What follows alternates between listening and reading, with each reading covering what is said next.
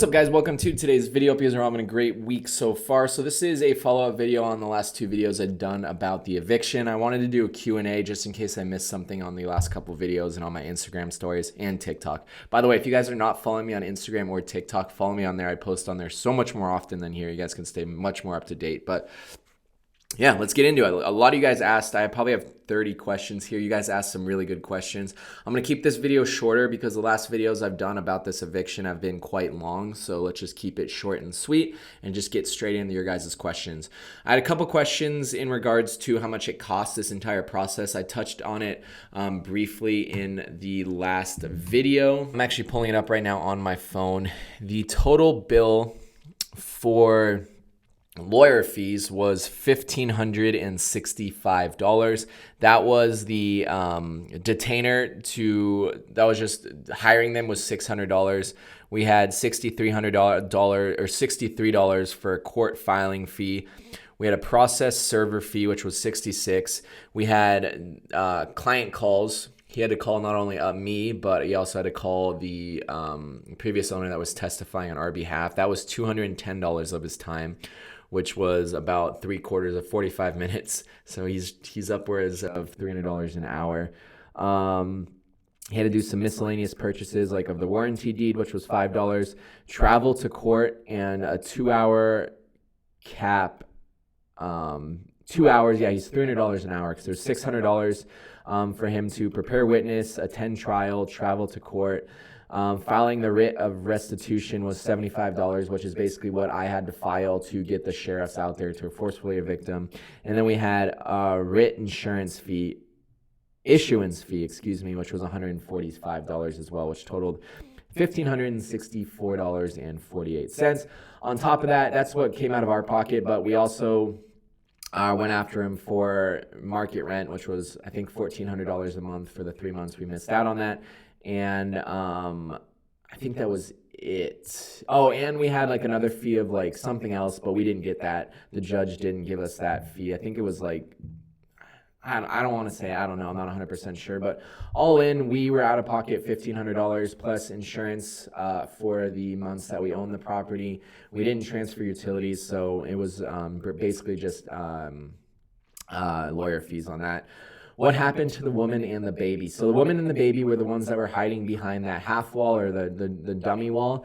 And the lady, I know for sure, based on the neighbor, she went over to the neighbor's house once they got kicked out and wanted to charge her phone. So she didn't go to jail. The baby, based on the neighbor, said the Child Protective Services took the baby. So CPS has the kid now, which I believe is about 8 months old. And I don't know what happened to the woman. I know she's not arrested or anything. I do know she tried to come back to the property later that day. How long does it take to have renters removed after getting evicted in Arizona? So once they actually lose the court case and they're scheduled to get evicted, they have 5 days to leave. If they don't leave within the 5 days, you can get the writ of restitution, which means you can have a sheriff come and forcefully remove them. That happens usually 3 to 5 business days after that 5 days. So I'd say about 2 weeks once you win the court case of them actually getting evicted, they will get evicted in Arizona. I know different states are a little bit harder, like California. Someone asked, is the $6K that they owe you guaranteed? The $6Ks, I think they watched Ricky's video. He said $6K, but it's more closer to $8,000 based on the added court fees that we got. It's not guaranteed. He's not going to pay us. I already know it. I don't know if I don't want to speculate, but I don't think he has the money to pay us anyways. So we're not going to go after that. It is not guaranteed. Why was the house so messy? I think they just gave up on the property. It was already messy when we walked it in February, but they just completely gave up on the property the last couple weeks they were there, knowing that they were going to get evicted. They didn't clean up in the kitchen after themselves. So it just happened that I just don't think they cared. And I think they don't care, obviously, what the condition is once they leave. They don't give a crap about what we have to deal with. Let me see. How hard is it to sell a house with one druggie trying to access every day? I'm not sure. I mean, I think it's going to be a bit of a hassle to have them try to come back off, like just constantly come back. I'm not sure if they will constantly come back. Once all their stuff is removed, they can get arrested for being on the property. They actually can right now as well. But once we renovate it, we have to be very careful because we don't want to put $40,000 into it and then they break in and destroy the house. That's my biggest concern. So I don't know. I don't think it's going to be difficult selling because I think once it's all cleaned up and there's a new owner, they're just not going to come back. There's no reason for them to come back and mess with a new owner.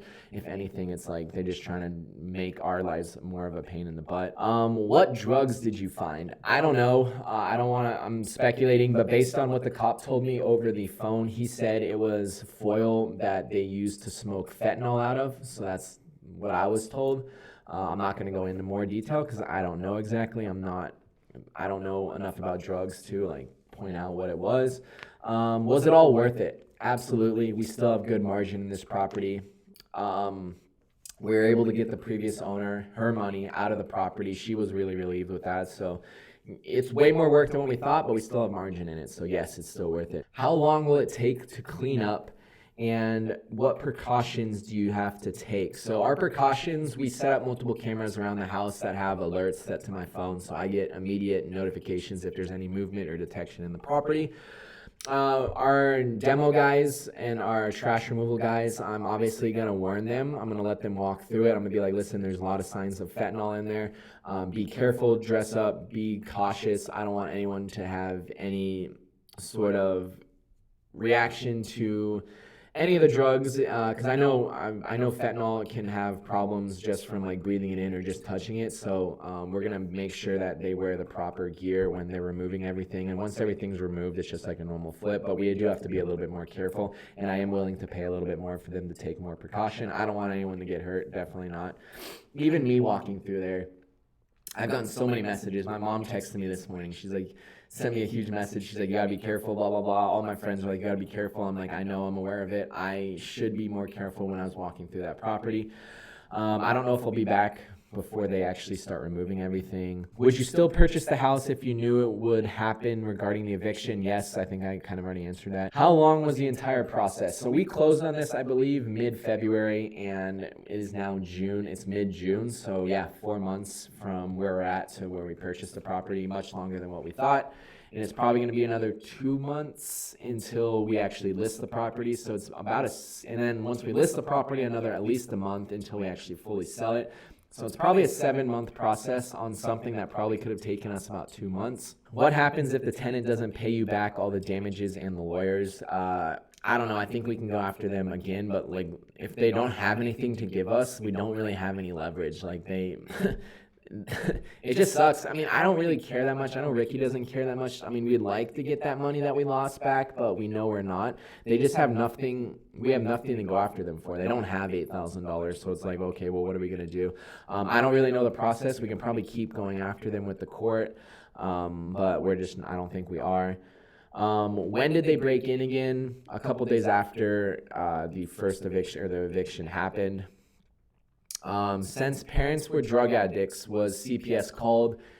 Yes, the neighbor told me CPS was called. So that's pretty much it, guys, on the questions. I hope this video, it's under 10 minutes, so I think we did a pretty good job on answering you guys' questions on it. If you guys have any more questions, comment down below. Thank you guys so much for watching the video.